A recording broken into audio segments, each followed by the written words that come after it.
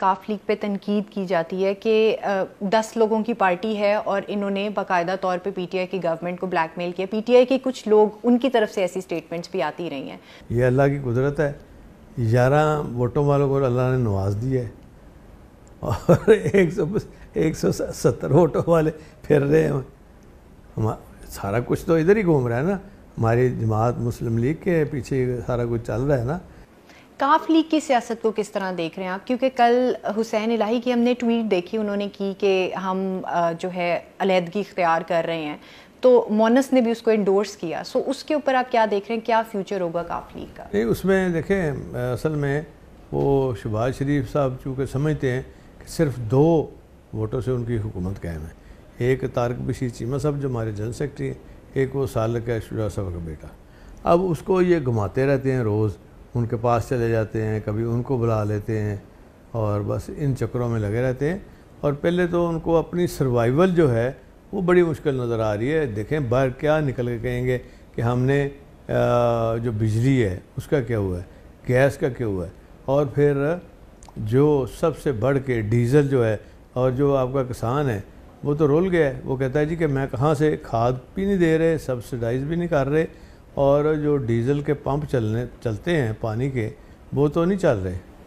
लेकिन ज़ाहिरी तौर पे अगर जिस तरह से आपने सालिक और तारिक बशीर चीमा साहब की बात की, हमने देखा कि पिछले जब ये नो कॉन्फिडेंस थी उसमें वो जाके नून लीग और उनके साथ बैठे, उनके इत्तेहादियों के साथ, तो क्या समझते हैं कि बाकायदा तौर पे वो नून लीग की ज्वाइनिंग का ऐलान कर सकते हैं? और अगर ऐसा होता है तो काफ लीग में अगर दरार आती है तो मोनस और हुसैन और आप लोग क्या पीटीआई की तरफ जाना पसंद करेंगे या अपनी पार्टी को मेंटेन रखेंगे? सारे पहले पीटीआई में थे और पीटीआई के साथ हमारा एक पुराना सिलसिला चल रहा है। शरीफों के साथ तो हम 15-20 साल रहे हैं, उनको हम जानते हैं, उनके इन्स एंड आउट्स। और अब लोगों ने रियलाइज़ किया है कि इस ख़ानदान से, फिर खान साहब ने तो हर जगह उनको इतना बदनाम कर दिया कि जहाँ जाते हैं वो चोर चोर।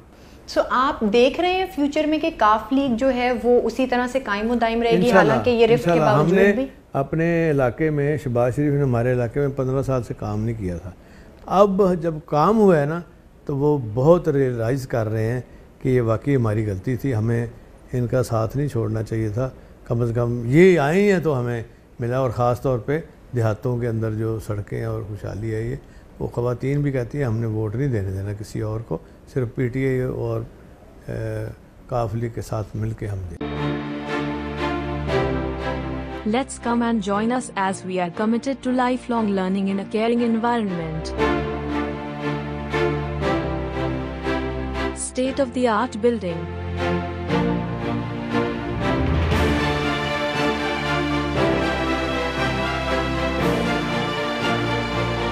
Mukabbir College. Glorify your future.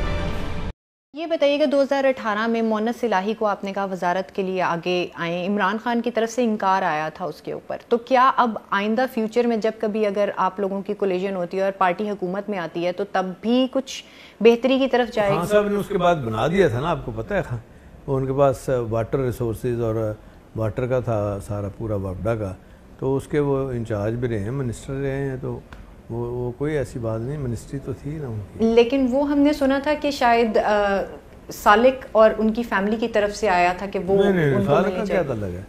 Salik तो पहली दफ़ा सियासत में आया, और सियासत में आया भी है जो मैंने सीट तैयार की थी यहाँ छोटे बेटे रासे खिलाई उसने तैयार की थी, मोनस ने आज चकवाल की।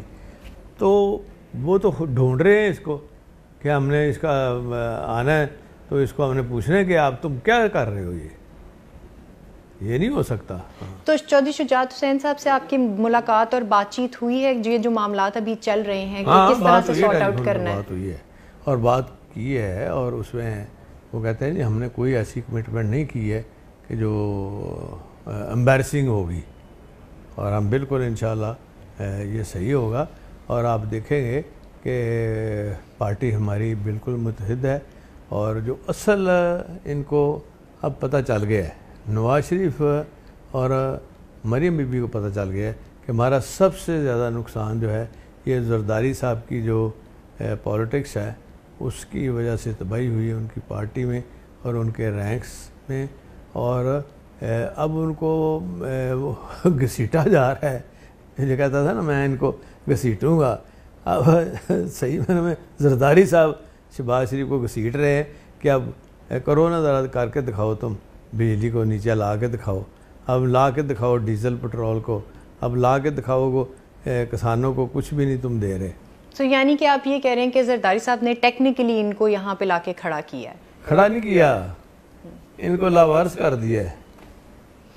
अच्छा, एक और बहुत आपका इंटरव्यू आया था, इमरान खान साहब के बारे में आपने कुछ बातें कही थी, उसके ऊपर बहुत आया था क्रिटिसिज्म कि आप उनके तहादी रहे, उसके बारे में क्या कहेंगे? वो इंटरव्यू देने की क्या वजह बनी? कोई दूरी आई थी? आप भी कर रहे हैं, इंटरव्यू तो होता रहता है, लेकिन उसमें उनको खान साहब को अगर मैं तो वैसे जब भी वो पूछते हैं ना मशवरा, उनको अच्छा लगे बुरा लगे, मैं तो मुंह पे कह देता हूँ कि जी ये गलत हो गया, इसको ठीक कर लेंगे तो बेहतरी हो जाएगी।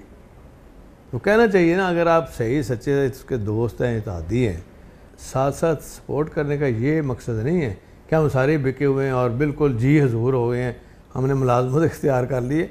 वो उसको हम ख़ास जो जब भी कोई मीटिंग होती है ना, हम उसको सुना देते हैं कि ये गलत हो गया। तो अभी आपके नज़र में क्या गलती थी जो इमरान खान साहब से हुई जिसकी वजह से उनकी हुकूमत चली गई?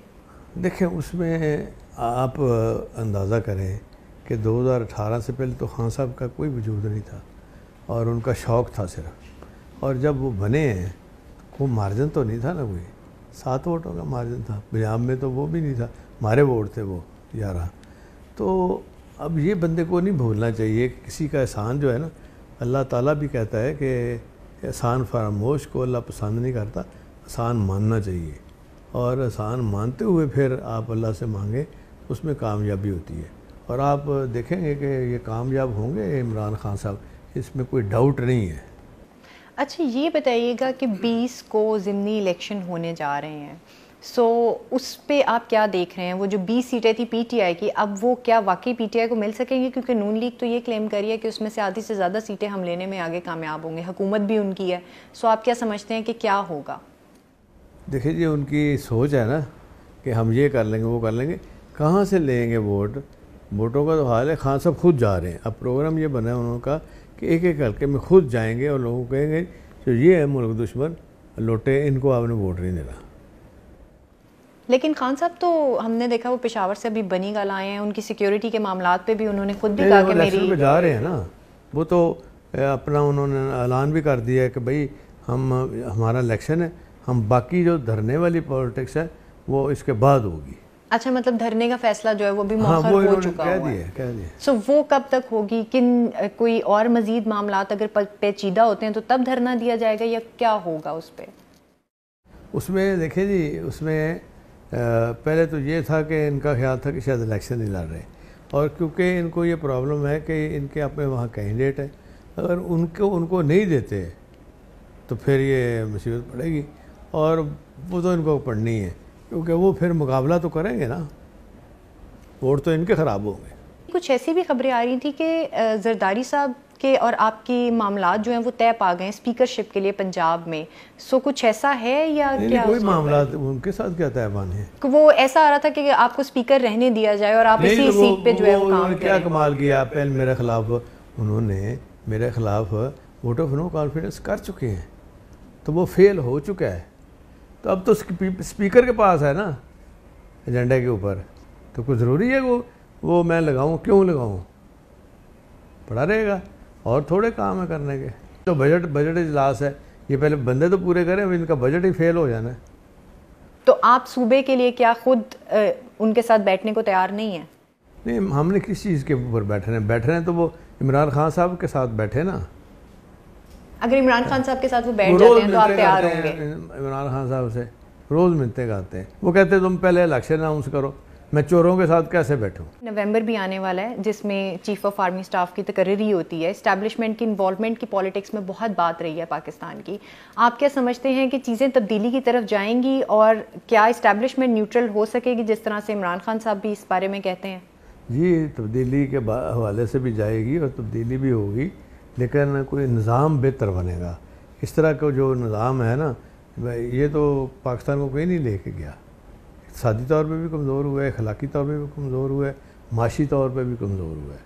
लेकिन अभी आप पीटीआई के इत्तेहादी हैं और पीटीआई तो खुल के कह रही है कि इस्टेब्लिशमेंट की इन्वॉल्वमेंट है और उनकी नहीं होनी चाहिए, तो आप क्या समझते हैं वाकई इन्वॉल्वमेंट है? वो तो ऐसे ही कहने की बातें हैं, उनके बगैर आप कैसे बैठ के तय कर सकते हैं चीज़ों का? अगर आपने नया चीफ इलेक्शन कमिश्नर बनाना है तो कौन आपको बिठाएगा? तो यानी कि वो बिठाते हैं आपको इकट्ठे? दोनों पार्टियों को बिठाएंगे ना, तभी तो फैसले होंगे आगे चल के। बेशुमार चीज़ें फिर चेयरमैन नैब का फैसला होना है, वो कौन करेगा? वो भी तो इन्होंने करना है ना बैठ के। तो बेशुमार चीज़ें हैं।